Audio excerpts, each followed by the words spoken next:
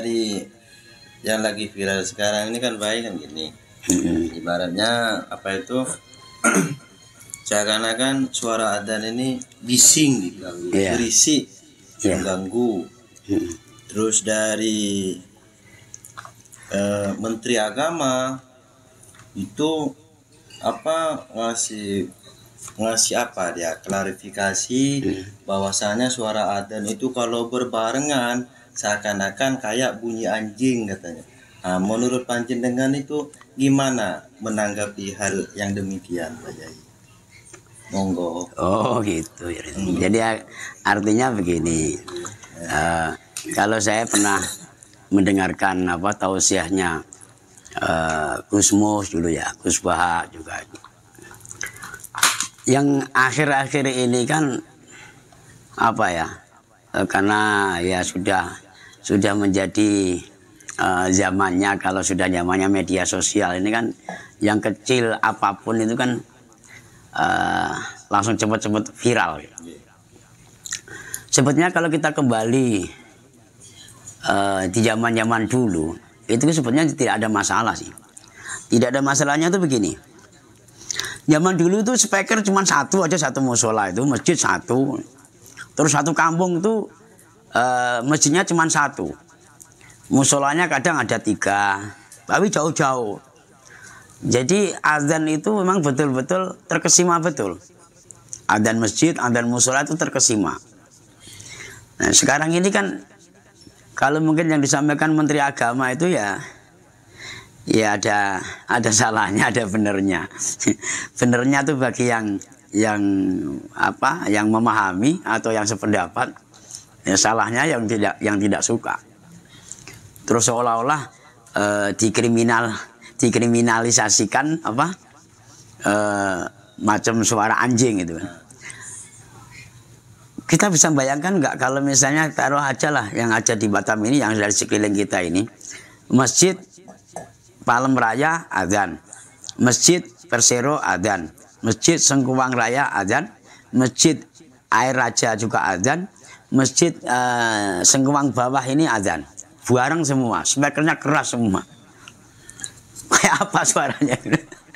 Bersaut-sautan. Udah gak jelas. Jadi geroyok bahasa saya itu. Gemuruh begitu aja. Ya. Tapi Pak Yai, dalam penyampaiannya seorang yang bijak seperti itu kan mengkategorikan kepada makhluk yang dihinakan lah gitu. Kan itu kayak nggak punya adat atau gimana? Ya itu bagi yang tidak suka, dan bagi yang ilmunya tidak nyampe juga. Kalau yang baginya yang udah nyampe ya nggak ada masalah. Berarti jatuhnya ibaratnya pro kontra. Iya, pro kontra lah, pro kontra. Kalau umat Islam yang arif itu kan begini. Ketika umat Islam berada di tepi jalan, mereka harus bersahabat dengan suara knalpot motor, knalpot mobil. Ya kan? Bener gak? Siang malam mau ngamuk kalian? Gak bisa. Ya. Ketika umat Islam berada di tengah pasar, harus bersahabat dengan penjual-penjual pasar yang sana gembor-gembor menawarkan terongnya, yang sebelah sini menawarkan ubinya dengan keras-kerasan suara. Bener nggak? Ada diatur nggak? Ya seperti itu kan maksudnya tadi itu kan. Jadi komitmennya ini termasuknya sungguh memukul hati lah, karena dia tuh dituntut di mana keadaan posisi dia tuh dia harus mengikuti irama yang ada. Waktu aja jam 12 lewat harus ngikutin lah dianya harusnya. Terus ada masalah apa dengan Menteri Agama? Menggunakan komitmen tadi itu terlampau aneh. Ya, penistaan agama. Ini sebetulnya itu kan kalau saya simak itu perkataan sampai keluar pernyataan dari Menteri Agama, suara speaker diatur, gitu kan? Itu kan kalau kita kembali kepada Gus Baha, kita ini kan mentang-mentang mayoritas. terus tidak berpikir yang minoritas. Kan itu kan, tidak berpikir yang minoritas, pakai aji mumpung. Mentang-mentang agama Islam di Indonesia itu mayoritas, maka suara speaker dikuat-kuatkan betul. Ya, satu kurang kuat, tambah satu lagi 2, 3, 4. Ya, dan lagi nanti ditambah lagi yang berdasarkan pengalaman dari Pak Yusuf Kalla ya. Pak Yusuf Kalla kan ketua DMI ya. Ya, itu pernah ngalamin pagi-pagi, subuh-subuh, sebelum subuh itu ada suara kori, ya, lama sekali, mau setengah jam lah. Biasanya kan seperti itu. Ya. Anggapan Pak Yusuf Kalla ini ya, di masjid itu ada orangnya membaca Al-Quran sampai setengah jam. Ternyata begitu lihat apa coba? Suara speaker kan? Bener nggak? Nah, itu orangnya belum ada satupun. Bahkan yang hidupin sound system takmir masjidnya balik tidur lagi di godaan itu. Ini yang jadi persoalan, Pak. Sehingga lepas kontrol. Kalau zaman-zaman dulu kan nggak terlalu riak-riak kali, pamer-pamer kali. Memang bener syiar. Tapi kalau syiarnya kebablasan itu ya kurang bagus juga sih. Kan gitu. Lagi pula juga sekarang udah zamannya nggak seperti dulu lagi. Toh nyatanya juga itu udah dipanggil-panggil dengan pengeras speaker 4 biji, toa 4 biji. Itu juga masih banyak yang tidak dengar. Dengar telinganya tapi hatinya tidak mendengar. Kan banyak juga seperti itu. Betul nggak? Betul. Jadi kalau saya menyikapi daripada pernyataan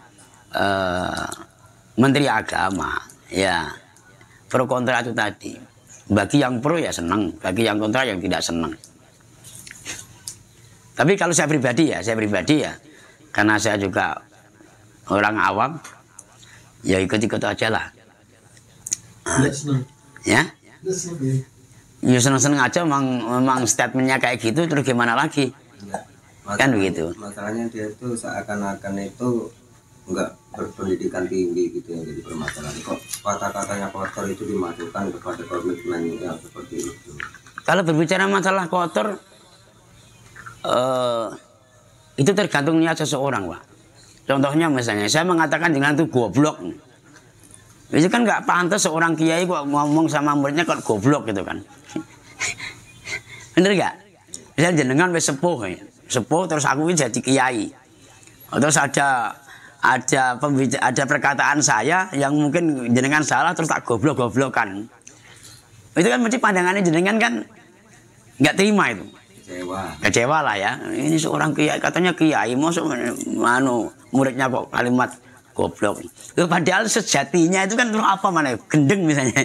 Ya gendeng, ya goblok, ya bodoh, ya bahlul. Ya kan? Jadi ya tergantung kayak macam gini lah.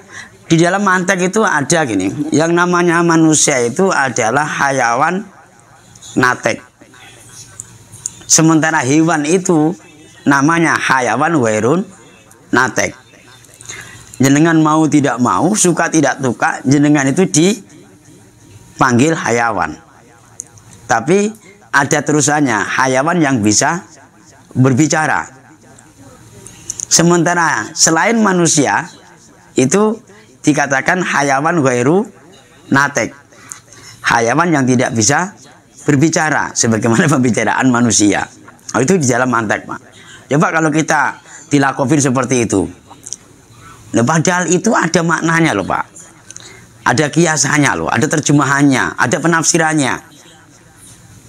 Kenapa dikatakan hayawan natek atau hewan yang bisa berbicara?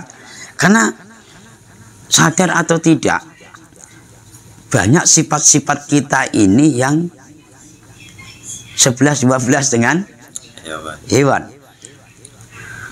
Ya, dan bahkan kadang malah melebihi hewan. Gitu Pak. Makanya ada kiasannya yang seperti itu. Nah, jadi kalau menurut saya pribadi ya kembali lagi kepada aslul masalah. Seperti itu kalau yang sekarang ini baru. Yang kemarin itu waktu dia masih pertama ditunjuk, memang mengatakan Al-Quran adalah sejarah bagian masa lalu. Viral lagi itu kemarin tuh. Karena udah spiral lagi kan. Jadi itu kurang ajar itu termasuk orang itu. Lah sejarah masa lalu, masalahnya apa? Kan Quran kan masa lalu. Iya. Kok aneh-aneh gitu loh komitmennya. Nah, ini jenengan tak ajarin, ya kan? Tak ajarin supaya bisa bersikap bijaksana. Jadi Pak, kalau jenengan selalu belajar tentang ilmu-ilmu itu, jenengan akan tanggap. Contoh begini, PBNU di saat itu dipegang oleh Kiai Agil Sirot. Beliau mengatakan bahwa jadi menteri agama, jadi guru agama, jadi pegawai Kementerian Agama, ya kan? Kalau bukan orang NU, salah besar. Pernah dengar nggak? Iya kan? Pernah dengar nggak? Coba jenengan sikapi.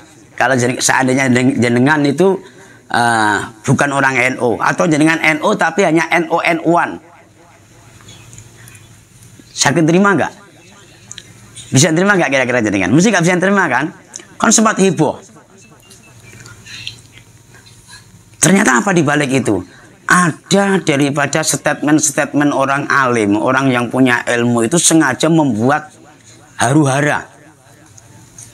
Itu tujuannya supaya umat bisa bangkit, supaya umat bisa bangun. Di saat itu Kiai Agil Sirot kalau tidak mengeluarkan statement yang kayak gitu, orang NU asik tidur saja Pak. Belajar nggak mau, yang penting dia tahu tahlilan, tahu yasinan, tahu manakiban, tahu doa arwahnya itu aja. Sementara NU tidak hanya seperti itu. Banyak kajian-kajian yang harus dijalamin, banyak kajian-kajian yang harus dipelajarin. Gitu loh Pak. Jadi itu cara kita arif. Nah, yang disayangkan lagi kadang kita ini sebagai orang awam atau jenengan sebagai orang awam mendengarkan statement-statement orang yang tahu ilmu itu kadang-kadangnya pro kontra. Kita ambil contoh saja lah. Pengagum Gus Baha itu luar biasa. Bener nggak Pak Marjo? Ya. Tapi kalau jenengan ngerti kata-kata atau kalimatnya yang kasar, jenengan mesti muntah. Tadi yang saya katakan bahwa Gus Baha mengatakan, saya alim. Nah, kalian-kalian itu nggak ngerti apa-apa, nggak alim mikir macam-macam lah, ya kan? Cangkem-cangkem malek ini, ya kan gitu kan? Banyak itu perkataan-perkataan itu. Kalau jenengan tidak arif, mesti muntah jenengan, nggak bisa menerima. Padahal ada orang alim itu yang sengaja mengeluarkan statement-statement yang seperti itu supaya umat itu bangkit, menggugah gitu loh. Ada juga yang seperti itu. Nah, maka kita ini sering mengajarkan kepada kalian semua yang sudah terjun di dunia hakikat, sudah belajar di torekot, jangan gampang untuk menilai statement-statement orang lain dengan nilai-nilai negatif. Karena belum tentu begitu kita telusuri nanti di belakangnya itu atau di balik itu ada hal-hal yang positif. Contoh, ya, orang selalu mengkriminalkan orang-orang yang berbuat salah. Kita ini dengan gampangnya menyalahkan orang yang berbuat salah, mengejek, mencaci maki, mencemooh, menjelek-jelekkan. Sementara di sisi lain kita tidak pernah melihat ada apa di balik kesalahan orang itu. Saya mengutip ngendikan Gus Baha itu, ini masyhur nih. Ya. Gara-gara kesalahan, ya, itu gobloknya iblis. Tapi itu menjadikan sebuah kemaslahatan. Contoh, iblis mengganggu anaknya orang alim, ya kan? Anak kiai, ya, punya warisan musola atau masjid atau pondok pesantren, ya, diganggu oleh iblis supaya mereka ribut, supaya mereka cekcok. Akhirnya terpengaruh juga. Dua anak ini ribut sama abang sama adik ini. Akhirnya apa? Adiknya minggat. Jadi kan delok kayak sekilas ini bagus nggak kira-kira? Nggak bagus kan? Tapi jangan salah, ternyata adiknya ini yang minggat sampai ke Sumatera sana Pak David. Di sana langsung buat musola atau buat masjid, malah mendirikan pesantren. Ya coba lah, mendirikan pesantren. Ya, muridnya banyak. Apa hikmah yang harus kita dapatkan? Oh, gobloknya iblis gara-gara tadi mengadu domba anak kiai tadi 2 orang, akhirnya agama menyebar kemana-mana. Jadi sulit juga ya. Weh, goblok iblis kok. Makanya jenengan nggak tak ajarin masalah iblis, tak ajarin masalah nafsu aja. Goblok iblis itu. Nanti takut ikut goblok. Ikut goblok juga nanti kalau kita ikut-ikutan gitu.